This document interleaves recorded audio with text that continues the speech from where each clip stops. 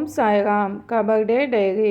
முகமது கபீர்பந்தி சந்திப்பு 24/1/1912. நான் இன்று காலை எப்படியோ அதிகமாக தூங்கிவிட்டேன். இது எனது அனைத்து காரியங்களையும் தாமதப்படுத்தியது.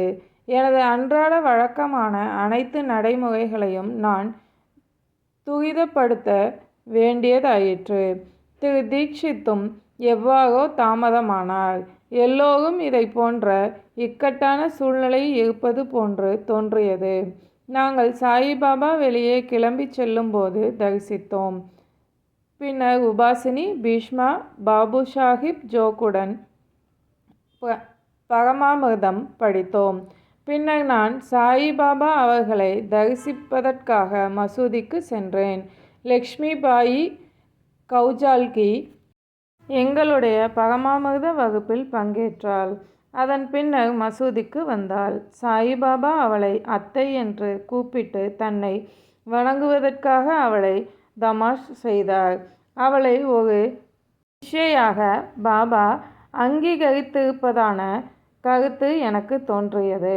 மதிய ஆரத்தி வழக்கமான முறையில் அமைதியாகவே கழிந்தது. அதிலிருந்து திரும்பிய போது கோபர்காமின் மம்மல்தார் திரு சானே தாழ்வாரத்தில் அமர்ந்து கொண்டிருப்பதைக் கண்டேன்.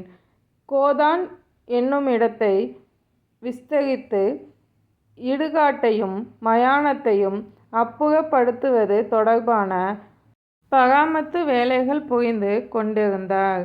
உணவுக்கு பின்னர் சில கடிதங்களை எழுத நான் முயற்சித்தேன். ஆனால் திரு சாதேயுடன் பேசிக்கொண்டு அமர்ந்திருந்தேன்.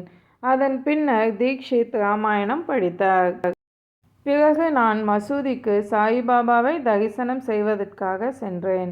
ஆனால் அனைவரும் உடனே கலைந்து செல்லும்படி கேட்கப்பட்டதால் நான் உதியை எடுத்துக்கொண்டு சாவடிக்கு அருகில் நின்றிருந்தேன்.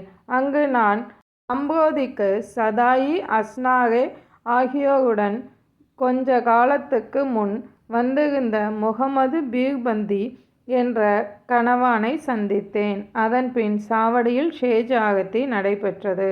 மாலை நேரத்தில் ஆரத்தி நடைபெற்றது. வழக்கம் போல் ஊர்வலத்தில் நான் பரிவட்டம் பிடித்திருந்தேன். ஓம் சாய்ராம். சாயின் வார்த்தைகள் மீது நம்பிக்கை வைப்போம்.